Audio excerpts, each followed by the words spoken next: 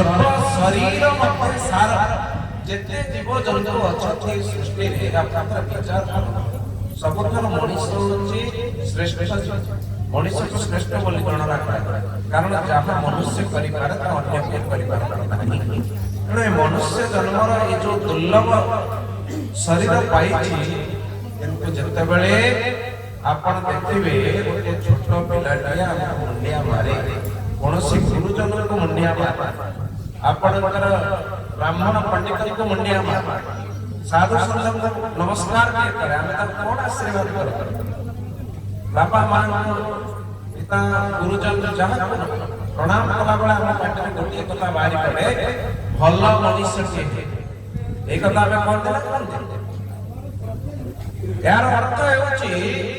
जे सबटार बड़ जिनिस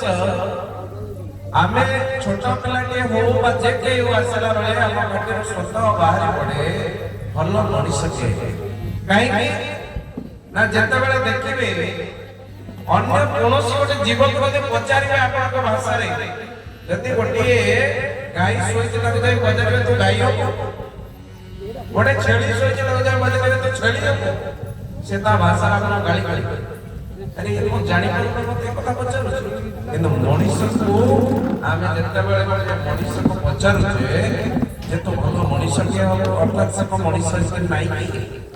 से को मनुष्य है कि नाही सतततार मनुष्य अछि ना पुणी भलो मनुष्य अर्थ कोन भलो मनुष्य हमारा अर्थ कोन अर्थात जते बेले मनुष्य के संस्कार न हुए ज्ञान प्राप्त न हुए सेते बेले ताको मनुष्य बोली कहा जाय नाही काई के कहा जाय नाही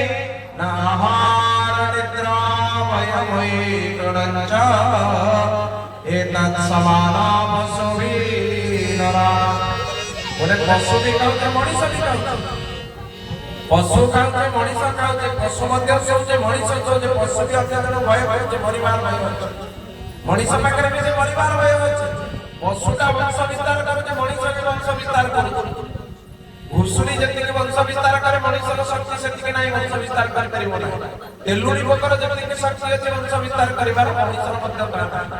किंतु मनुष्य को श्रेष्ठ जीव काई कहला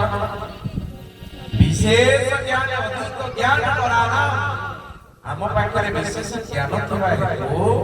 हम मानव को नर जंतु मिलिछि सते पाई कहला हृदय माध्यम सुलभ सुलभ ये शरीर का जे मानव जन्मटा अछि तो जन्म पाइला परे आगो आमे केवल भाबरे कार्य रे लगौछे केमिति करिबा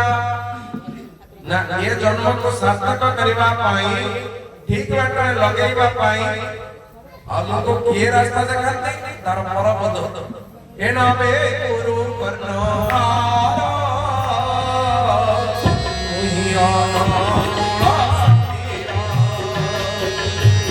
गोविंदा गोविंदा गोविंदा भगवान जी हमारा हे मंगला भोले देवा करे बाबा गोविंदा गोविंदा गोविंदा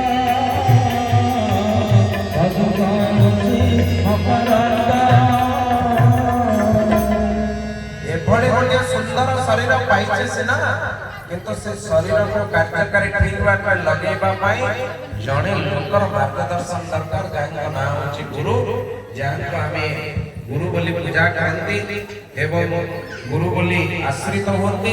सेही महापुरुष मानकर आशीर्वाद मानले तांकर मार्गदर्शन न हले हम जीवनटा भलो बनाई